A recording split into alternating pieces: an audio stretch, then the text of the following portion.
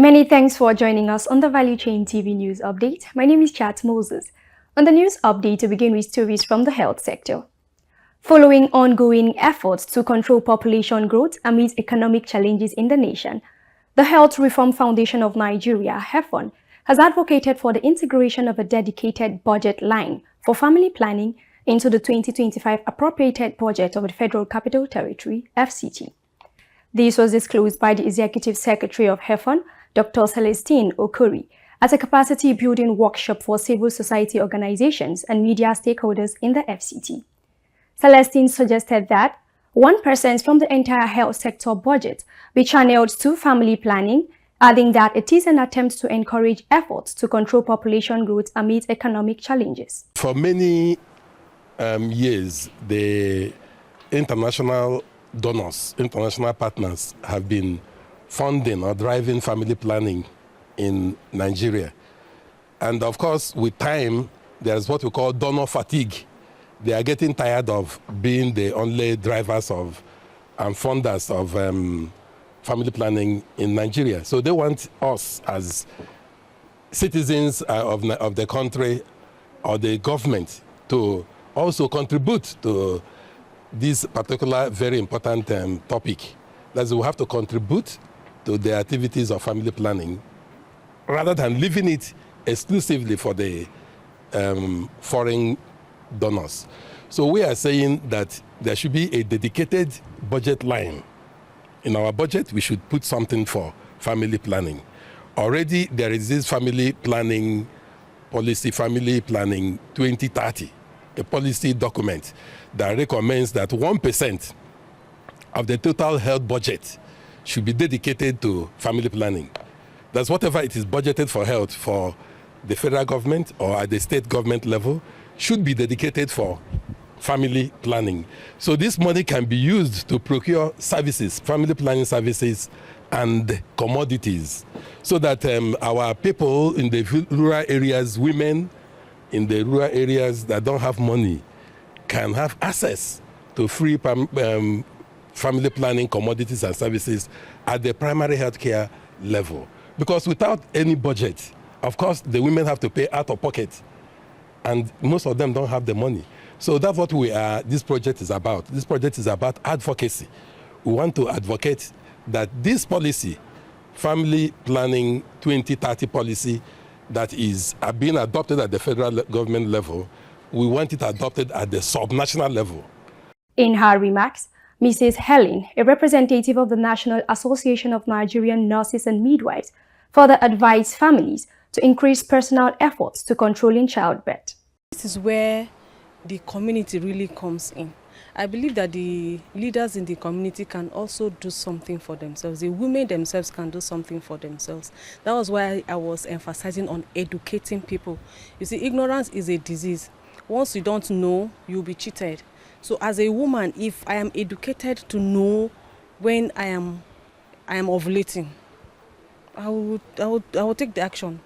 So that does not involve money, right? So if everybody is educated at the local level, they will do it themselves. And then only one in a whole lot of that you maybe incidental will happen. But otherwise, without even the government participating, educating people around, I believe in going to the grassroots where these people need it most. It will help them a whole lot of. But if the government should also, give in that budget we are talking about, the health workers that are supposed to educate will be willing to go. Because if you don't budget for transportation for people to go, they won't go. And so government needs to just do something so that we can have it right. The federal government has introduced a new website that allows users to convert their petrol-powered vehicles to compressed natural gas, CNG, and also opt for a pay-later option for the conversion cost.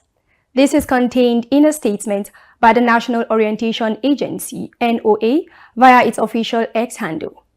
According to the statement, the payment options let drivers convert their vehicles now and pay later through affordable monthly installments at competitive rates.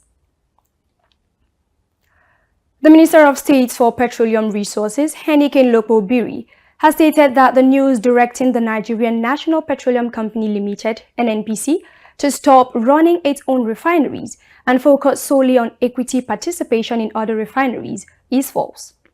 He made these known in a statement following the statement attributed to the Director of Upstream Ministry of Petroleum, Kamoru Busari, who represented the ministry at the recent conference in Lagos.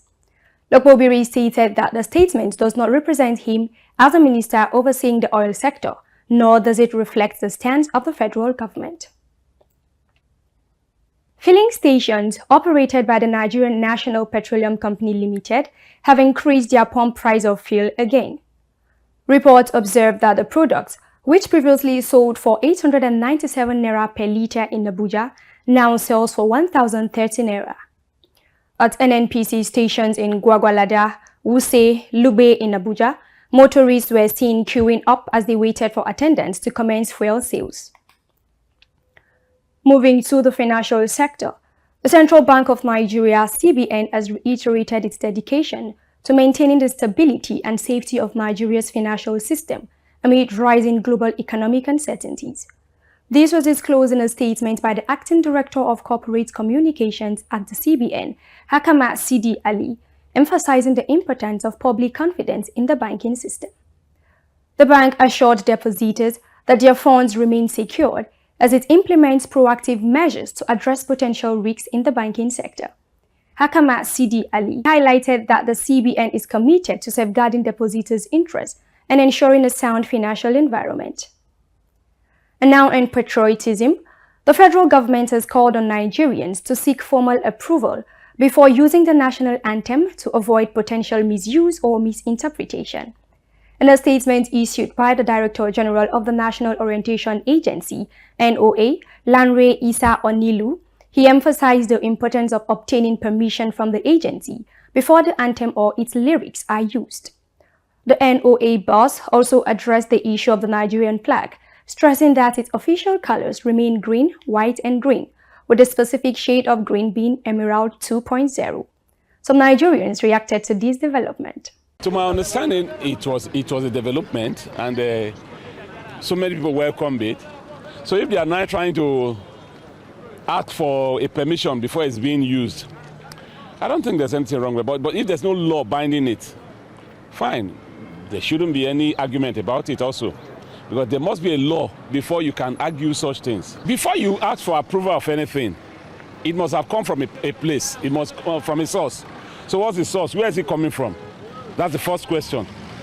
If it's, to my understanding, if it was the president, the commander-in-chief that said, no, we should reverse back to the old anthem, fine. Then if National Assembly feels it's necessary to deliberate on it, then good. It's good to go. But if otherwise, fine, they just have to let it be.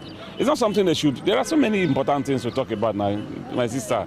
This shouldn't be this is what we should be arguing about, back and forth like that. This shouldn't be it at all. I don't think that is actually necessary, because what is most considered mostly for the majority of the Nigeria people are hungry and they don't have what to eat. So who is depending on singing Nigeria anthem? It doesn't actually make sense. You understand? So I will tend that maybe the judicial system can be able to help one way or the other to reduce and to improve some stability for the economy, you understand, for its people. Now to the international scene. Cameroon government officials said the Central African state's 91-year-old president, Paul Biya, is in good health, contrary to information circulating on social and mainstream media. Our correspondent, S.A. Ufoma, completes the report. The 91-year-old leader has not been seen since attending the China-Africa summit in early September, with reports suggesting he may be recovering in Switzerland or receiving treatment in France. The lack of official updates has sparked concerns about succession plans for the president, who has ruled for over 4 decades. In an open letter to Samuel Mvondo, the director of Cameroon's civil cabinet, lawyer Christian Ntimbane, demanded government's transparency regarding Biya's condition. For Value Chain TV, S.A. Ufoma reporting. And finally, on sport, Super Eagles training camp in Uyo is now in full swing as they gear up for the 2025 Africa Cup of Nations qualifiers against Libya. Super Eagles coach Austin Iguavon stated these in yesterday's first training session, where 20 of the invited players were on the pitch. He added that joining the squad were goalkeepers Amas Obasoge and Stanley Nwabali, who arrived on Monday along with 18 additional players, including Captain William Tross Ekong and Maduka Okoye, in time for the evening session.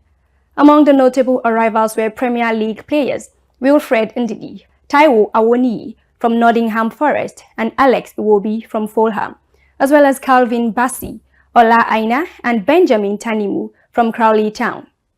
Stay tuned for more updates as the team prepares for the critical double-header. With this, we end the Value Chain TV news update. Do not forget to follow us on our social media handles and subscribe to our YouTube channels for more news updates. I remain Chat Moses. Bye for now.